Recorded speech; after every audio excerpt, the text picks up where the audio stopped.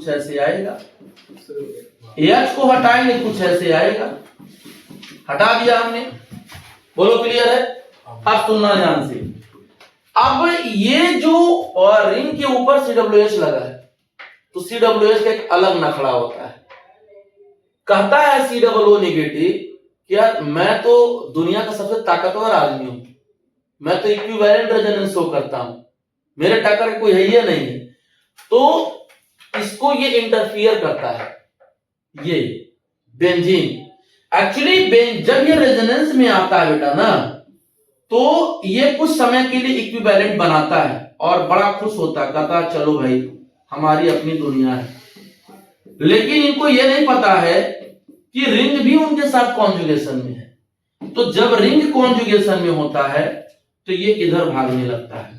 कहने का मतलब ये हुआ कि रिंग इनके इक्विवेलेंट रेजोनेंस के बिहेवियर को डिस्टर्ब करता है।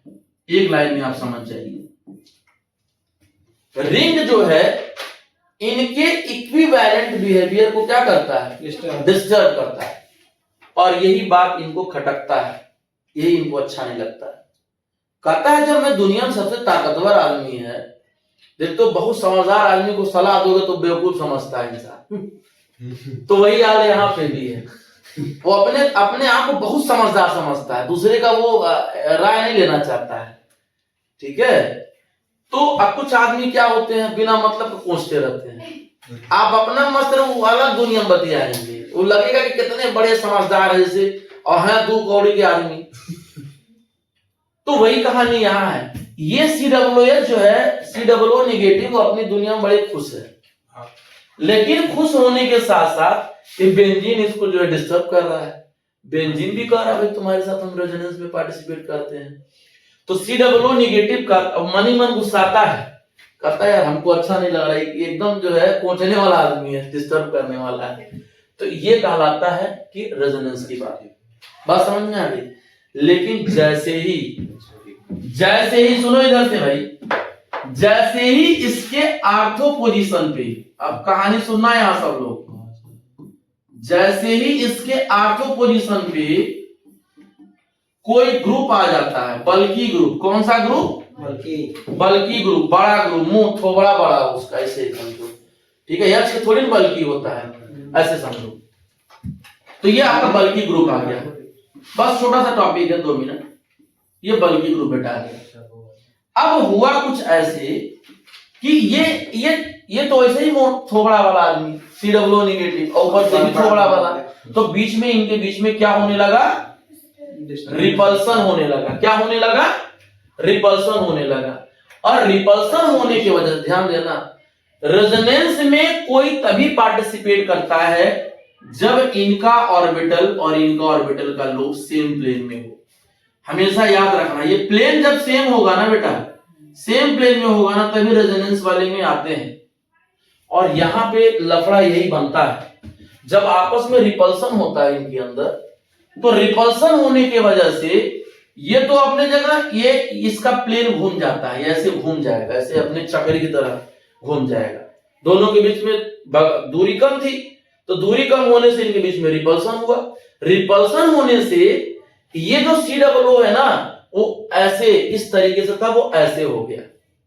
मतलब जो लोब यहां पर ऐसे था बेटा, अब इसका जो लोब ऑर्बिटल का प्लेन हो गया, वो इस तरीके से हो जाएगा, ऐसे हो जाएगा। बात समझ में आ रहा है? यहां पर वो प्लेन बदल दिया, इसको कहते हैं आउट ऑफ प्लेन। मतलब एक प्लेन ऐसे है और एक ऐसे है, इसी फंडा को बोलते हैं हम आउट ऑफ प्लेन। और आउट ऑफ प्लेन होने की वजह से अब ये रिंग इसको छेड़ेगा नहीं, रेजोनेंस में जाएगा नहीं। अब जाकर के COO नेगेटिव को खुशी मिलती है, अच्छा लगता है, कहता है कि ससुरा जो है परेशान किया था, अब हमको अच्छा लगेगा। तो ये जो है निगेटिव चार्ज, ये आउट ऑफ प्लेन होने की वजह से अब रेजोनेंस में पार्टिसिपेट रिंग इसके साथ नहीं करेगा। जब नहीं करेगा तो अपने दुनिया में मस्त रहेगा, और इसके वजह से इसकी स्टेबिलिटी बढ़ जाएगी, और स्टेबिलिटी बढ़ने से उसकी एसिडिक स्ट्रेंथ बढ़ जाएगी। तो चाहे वो ग्रुप बेटा +R हो या -R हो, आर्थो हमेशा मोर एसिडिक होता है। बात समझे, चाहे वो प्लस आर हो चाहे माइनस आर हो, आर्थो हमेशा क्या होगा, मोर। जैसे एक सवाल इसी को देखो, एक सवाल देख लिया जाए, COOH, ये CH3 है, ये COOH, ये CH3 है, ये COOH और ये CH3 है। अब आप लोग मुझे बताइए कौन ज्यादा एसिडिक होगा? आर्थो वाला होगा क्योंकि उसकी दुनिया अलग है। इन दोनों में प्लस आर प्लस एच और प्लस आई है। तो किसको ले चले? हम लोग सी वाले को ले लेंगे। आई अरे ये तो दे रहा है ना भाई, आई देने वाला नहीं चाहिए। मैं कितनी बार बोला देने वाला दुश्मन है, लेकिन ये कम दे रहा है ना, तो बी वाले को फिर सी वाले को। इसका मतलब क्या होगा कि आपका आर्थो ज्यादा होगा। गलत कर रहे हैं? नहीं सर, सही। आर्थो ज्यादा होगा, फिर क्या होगा, मेटा होगा, फिर क्या होगा, पैरा होगा। यही तो कहानी है इसका, समझ में आ गई? अब ये तो देने वाले लोग हैं, अगर इलेक्ट्रॉन खींचने वाले की, यहाँ 2 मिनट सवाल देख लीजिए, मस्त सवाल है। देखो ये आर्थो की वजह से ज्यादा हो गया, ये आर्थो की वजह से, इफेक्ट की वजह से। यहाँ कोई ग्रुप देने वाला नहीं है। देखो ये मेटा पर प्लस आई काम करेगा और ये क्या करेगा, प्लस एच प्लस वाचे फेंक दो पीछे उठा के, तो ये सीक्वेंस ऐसे आएगा। यहाँ देखो वही बात यहाँ पर भी है, ये काम करेगा, यहाँ माइनस आई काम करेगा, यहाँ प्लस एम काम करेगा और ये बेंजीन है, बेंजोइक एसिड है। अब सुनना एक बात यहाँ पे समझो, थोड़ी सी बात यहाँ पर। अब सुनो यहाँ पर ये दोनों माइनस आई भी काम करता है और यहाँ आपका प्लस एम भी काम करता है बेटा। ये प्लस एम ज्यादा हो, तो इसका मतलब क्या है, खींचने वाला आर्थो की कहानी छोड़ दो, मेटा वाला अलग हो जाएगा। मेटा वाले के बाद क्या हो जाएगा, यहाँ पर भी देखो डिस्टेंस। अब जब इंडक्टिव इफेक्ट डोमिनेट करेगा बेटा, तो डिस्टेंस ज्यादा है तो कम खींचेगा और कम है तो ज्यादा खींचेगा। बोलो तकलीफ खत्म, और बेंजोइक एसिड तो बेकार का पीछे चला जाएगा। क्लियर है, समझ में आया सबको? तो भैया ऐसे कहानी को आपको देखना है। और मैं आपको अभी कल से जो है, मतलब जब भी कल से लेक्चर से मैं आपको पूरा एप्लीकेशन PYQs का मैं आपको करा दूंगा, तो आपका ये कहानी खत्म हो जाएगा।